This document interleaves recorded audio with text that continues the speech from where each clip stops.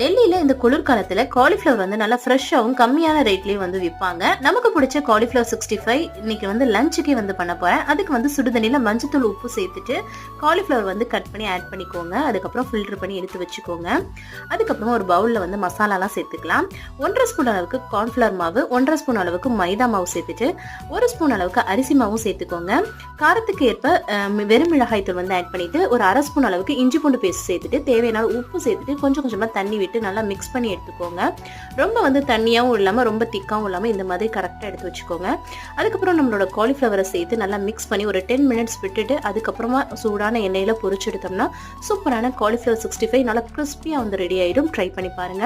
இன்னும் 2-3 மெத்தட்ல பண்ணுவேன். நெக்ஸ்ட் வீடியோல நான் அப்லோட் பண்றேன்.